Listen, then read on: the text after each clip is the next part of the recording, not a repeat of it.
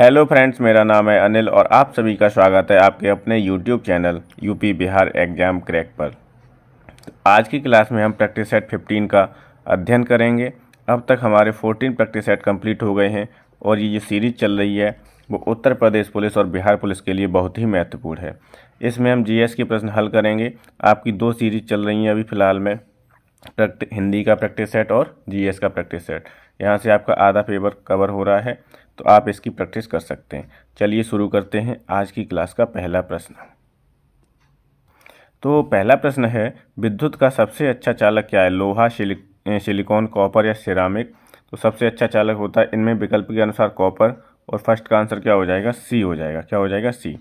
चांदी जो है वो भी इससे बढ़िया सुचालक होती है, लेकिन चांदी क्या है, महंगी होती है, इसलिए उसका उपयोग नहीं होता है। ठीक, अगर पूछा जाए और विकल्प में चांदी हो कि विद्युत का सबसे अच्छा चालक क्या है, तो आपका उत्तर हो जाएगा चांदी। ठीक, अगर चांदी नहीं होगा तो क्या होगा? कॉपर। दूसरा प्रश्न है, प्रकाश रासायनिक धूम कोहरे में हमेशा होता है? एल्यूमिनियम आयन, मीथेन, ओजोन या फास्फोरस? तो सेकंड का उत्तर हो जाएगा सी, इसमें होता है ओजोन। ठीक, ओजोन परत किस मंडल में पाई जाती है? प्रश्न पूछा गया है। तो ओजोन परत पाई जाती है समताप मंडल में। कौन से मंडल में पाई जाती है? समताप मंडल में। ओजोन परत दिवस कब मनाया जाता है? तो 16 सितंबर को। कब मनाया जाता है? 16 सितंबर को। ठीक है, ये भी आपको याद होना है। तीसरा प्रश्न है, शरीर में ऊतकों की अनियंत्रित वृद्धि के कारण निम्नलिखित में से कौन सा रोग होता है? इन्फ्लुएंजा, स्वाइन फ्लू, कैंसर या अतिसार? तो ऊतकों की जब अनियंत्रित वृद्धि हो जाती है तो हो जाता है कैंसर। क्या हो जाता है भाई? कैंसर हो जाता है। और थर्ड का आंसर क्या हो जाएगा? सी हो जाएगा। थर्ड का आंसर क्या होगा? सी। चौथा प्रश्न है, गैस्ट्रोक्नीमियंस मांसपेशी कौन सा है? गैस्ट्रोक्नीमियंस मांसपेशी मानव शरीर के किस अंग में स्थित है? कोहनी में, उंगलियों में, गर्दन में, निचली टांग में? तो ये जो गैस्ट्रोक्नीमियस मांसपेशी है ये निचली टांग में अवस्थित होती है। और फोर्थ का उत्तर हो जाएगा डी। क्या हो जाएगा? डी हो जाएगा। अच्छा, सबसे छोटी हड्डी कौन सी है? तो स्टेपीज है। कहाँ पाई जाती है? कान में पाई जाती है। सबसे बड़ी हड्डी पूछेगा कौन सी है? तो फीमर है। कहाँ पाई जाती है? जांग में पाई जाती। कहाँ पर पाई जाती है? जांग में। पांचवा प्रश्न है, सामान्यतः लोकसभा की बैठक में किसके दौरान प्रश्न पूछे जाते हैं? इस अवधि को प्रश्नकाल कहा जाता है। प्रश्नकाल किसे कहते हैं? तो पहले घंटे को ही हम प्रश्नकाल कहते हैं। पहले घंटे को क्या कहते हैं? प्रश्नकाल कहते हैं। ठीक है, पहले घंटे को हम क्या बोलते हैं? प्रश्नकाल। एक आता है शून्यकाल, किसे कहते हैं? तो 12 से 1 का जो समय होता है वो आपका शून्यकाल कहलाता है। क्या कहलाता है? शून्यकाल। छठवां प्रश्न है, राज्य उच्च न्यायालय के न्यायाधीश को किसके द्वारा नियुक्त किया जाता है? भारत के राष्ट्रपति, राज्य के राज्यपाल, उच्च न्यायालय के मुख्य न्यायाधीश या भारत के मुख्य न्यायाधीश? तो जो राज्य का जो राज्य मतलब हाई कोर्ट का जो न्यायाधीश होगा वो भारत के राष्ट्रपति द्वारा ही नियुक्त होता है। और सिक्स का आंसर हो जाएगा बी, ए। सिक्स का आंसर क्या हो जाएगा? ए हो जाएगा। भारत के राष्ट्रपति के द्वारा हाई कोर्ट का न्यायाधीश नियुक्त होता है। और जो इसकी उम्र होती है वो होती है 62 वर्ष। कितनी वर्ष होती है? 62 वर्ष होती है। ठीक है, मैक्सिमम उम्र कितनी है? 62 वर्ष। सातवां प्रश्न है, उत्तर प्रदेश के गृह मंत्री हैं। उत्तर प्रदेश के गृह मंत्री कौन रहे? अर्जुन सिंह, मुलायम सिंह यादव, मायावती या कल्याण सिंह? तो 7 का उत्तर क्या हो जाएगा? प्रश्नकाल के दौरान, मतलब ये पुराना प्रश्न है, तो प्रश्नकाल के दौरान वर्तमान में गृह मंत्रालय योगी आदित्यनाथ के पास है। राज्य के बारे में पूछ रहा है। जब ये प्रश्न आया था तब यहाँ पे जो उत्तर प्रदेश के गृह मंत्री थे वो कौन थे? कल्याण सिंह थे। ठीक है, वर्तमान में पूछेगा। वर्तमान का मतलब 2024 में। अभी जो गृह मंत्रालय है उत्तर प्रदेश का, भारत का नहीं उत्तर प्रदेश का, वो किसके पास है? तो माननीय योगी आदित्यनाथ जी के पास है। आठवां प्रश्न है, श्वेतांबर और दिगंबर किस धर्म से संबंधित हैं? तो ये आपके जैन मत से संबंधित हैं। किससे हैं? जैन मत से। और 8 का उत्तर हो जाएगा बी। 8 का आंसर क्या हो जाएगा? बी हो जाएगा। ठीक, स्थूलभद्र के जो शिष्य हैं श्वेतांबर होते हैं। किसके? स्थूलभद्र के, जो श्वेत वस्त्र धारण करते हैं। और एक थे भद्रबाहु, भद्रबाहु के शिष्य हैं वो दिगंबर हैं, जो नग्न रहते हैं, नंगे रहते हैं। और वो किसके शिष्य हैं? भद्रबाहु के। और वो क्या कहलाते हैं? दिगंबर कहलाते हैं, दिगंबर। 9वां प्रश्न है, मुगल काल में भूमि की माप की प्रथा निम्न में से किस शासक ने शुरू की थी? तो 9 का उत्तर क्या हो जाएगा? अकबर, शेरशाह, शाहजहां या औरंगजेब? तो भूमि माप की प्रथा शुरू की थी शेरशाह ने। 9 का उत्तर हो जाएगा बी। 9 का उत्तर क्या हो जाएगा? बी हो जाएगा। शेरशाह ने भूमि माप के लिए 32 इंच या 39 अंगुल वाला सिकंदरी गज एवं सन की डांडी का प्रयोग किया था। शेरशाह की भू राजस्व व्यवस्था भूमाप पद्धति पर आधारित थी। इनके समय लगान, नकद व अनाज दोनों रूपों में देने की छूट थी। तो सिकंदरी गज या सन की डंडी का प्रयोग किसने करवाया था? शेरशाह ने। और भूमि माप की प्रथा किसने शुरू की थी? शेरशाह सूरी ने। 10वां प्रश्न है, कृषक से एकत्रित भूमि राजस्व को किस रूप में जाना जाता है? कृषक से एकत्रित होने वाला जमींदारी, महलवाड़ी, रैयतवाड़ी व्यवस्था या स्थायी कर? तो 10 का उत्तर हो जाएगा सी, उसे हम बोलते थे रैयतवाड़ी व्यवस्था। जो ये रैयतवाड़ी व्यवस्था थी, ये आपकी मद्रास, बम्बई, पूर्वी बंगाल और असम और कुर्ग में थी। ठीक है, असम कुर्ग में। और भारत के 51% हिस्से पर क्या थी? ये व्यवस्था थी। कौन सी? रैयतवाड़ी व्यवस्था। अच्छा, इसकी शुरुआत किसने की थी? तो इसकी शुरुआत की थी टॉमस मुनरो ने। किसने की थी? मुनरो ने। अब ऐसे याद रखना है आपको, रा से शुरू हो गई फिर रैयतवाड़ी। मुनरो याद रखो, मुनरो ने शुरुआत की थी किसकी? रैयतवाड़ी व्यवस्था की। 10 का उत्तर हो जाएगा सी। 11वां प्रश्न है, साल 1919 में किनकी गिरफ्तारी पर लोग जलियांवाला बाग में इकट्ठा हुए थे? तो वो 2 लोग थे, डॉक्टर सत्यपाल और सैफुद्दीन किचलू। तो 11 का उत्तर हो जाएगा सी। ठीक है। अब जो जलियांवाला बाग हत्याकांड है, ये घटना फैक्ट है, मतलब कब हुई थी? तो ये हुई थी आपकी 13 अप्रैल 1919 को। कब हुई थी? 13 अप्रैल 1919 की घटना है ये। कहाँ पर हुई थी? तो अमृतसर में हुई थी। कहाँ पर हुई थी? अमृतसर में हुई थी। ठीक, तो ये आपको दोनों नाम याद रखने हैं। एक अधिकारी का नाम याद रखना है कि जनरल डायर ने बिना किसी पूर्व सूचना के गोलियां चलवा दी थी। किसने? जनरल डायर ने क्या चलवा दी थी? गोलियां। जनरल डायर की हत्या 1940 में किसने की थी? ऊधम सिंह ने की थी। कहाँ पर? इंग्लैंड में ऊधम सिंह गए और वहाँ पर इसकी हत्या कर दी। किसकी? जिसने गोलियां चलवाई थी जनरल डायर ने, उसकी। ठीक है, तो 13 अप्रैल 1919 में याद रखना है जलियांवाला बाग हत्याकांड हुआ था। कहाँ पर हुआ था? अमृतसर में हुआ था। किन लोगों की गिरफ्तारी हो गई थी? उसमें ये लोग इकट्ठे हुए थे, तो डॉक्टर सत्यपाल और सैफुद्दीन किचलू। 12वां प्रश्न है, हवा महल 1799 ईस्वी में किस महाराज के द्वारा बनवाया गया था? पृथ्वीराज चौहान, राय बुल्लर भट्टी, सवाई प्रताप सिंह या रानी पद्मिनी? तो ये बनवाया गया था सवाई प्रताप सिंह द्वारा। और ये हवा महल जो है वो कहाँ पर है? तो ये आपका पिंक सिटी जयपुर में है। कहाँ पर है? जयपुर में। जयपुर को क्या बोलते हैं हम? पिंक सिटी बोलते हैं। और जयपुर जो है वो राजस्थान की क्या है? कैपिटल है। 13वां प्रश्न है, राष्ट्रीय आयुष मिशन किससे संबंधित है? तो राष्ट्रीय आयुष मिशन जो है वो आपका स्वास्थ्य से संबंधित है। 13 का उत्तर हो जाएगा बी। 14वां प्रश्न है, बियर तथा बुल शब्दों का प्रयोग किस क्षेत्र में किया जाता है? तो बियर और बुल का प्रयोग किया जाता है शेयर बाजार में। और 16 का उत्तर हो जाएगा सी। एक सेबी नाम की संस्था है जो इसको हैंडल करती है। कौन? सेबी। ठीक है, इसकी स्थापना कब हुई थी? 1992 में हुई थी। कब हुई थी? 1992 में। ठीक, और अगर पूछ लूँ आरआरबी की स्थापना कब हुई थी? आरआरबी जो बैंकें होती हैं उसकी स्थापना कब हुई? तो 2 अक्टूबर 1975 को। कब हुई थी? 2 अक्टूबर 1975 को। 15वां प्रश्न है, हांगकांग चीन को कब सौंपा गया था? 1992 में, 1995 में, 1997 में या 2000 में? तो ये सौंपा गया था 1997 में। 15 का उत्तर हो जाएगा सी। 16वां प्रश्न है, निम्नलिखित में से कौन सी एक रूपांतरित चट्टान है? रूपांतरित चट्टान पूछ रहा है। असिताश्म, सीनाइट, शैल या बालू पत्थर?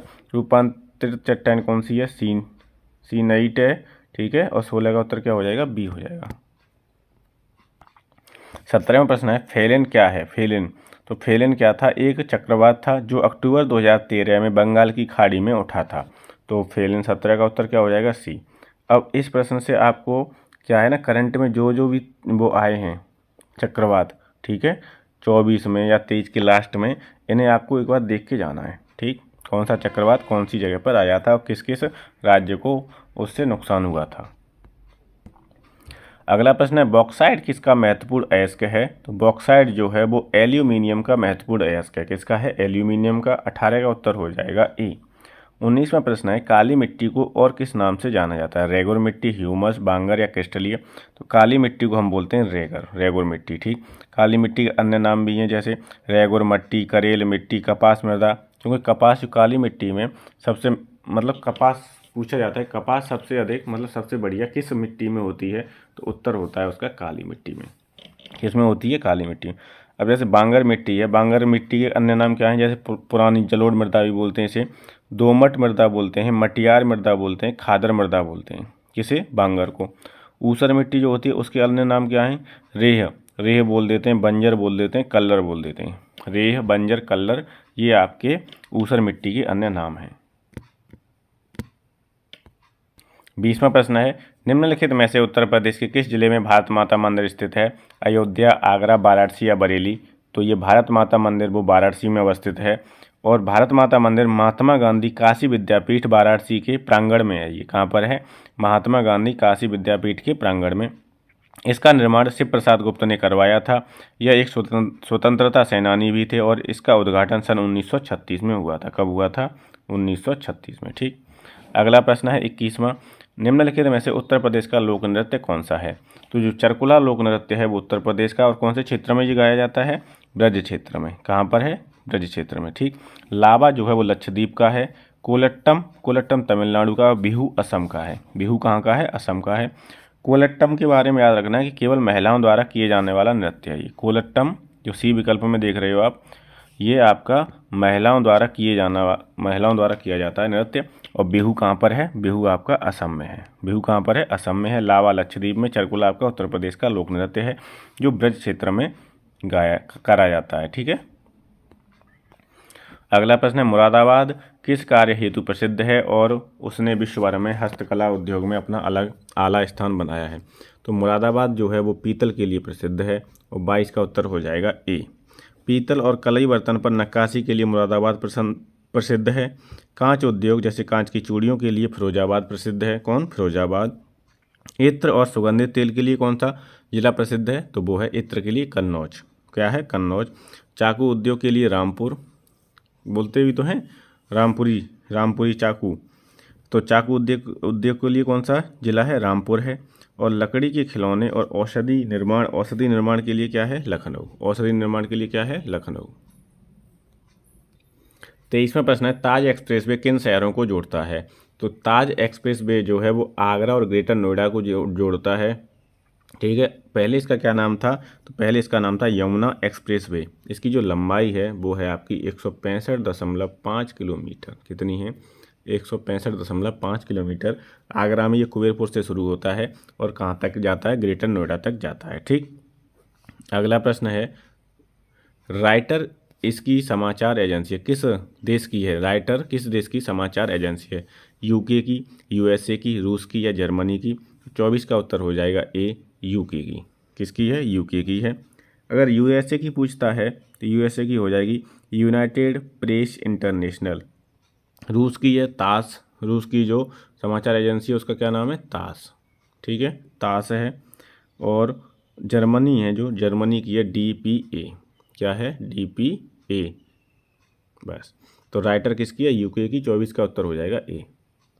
25वां प्रश्न है, बिम्स्टेक एक उप क्षेत्रीय समूह है जिसमें दक्षिण एशिया और दक्षिण पूर्वी एशिया के 7 देश शामिल हैं, जिसका मुख्यालय कहाँ पर है? काठमांडू, नई दिल्ली, कोलंबो, ढाका? तो इसका मुख्यालय ढाका बांग्लादेश में।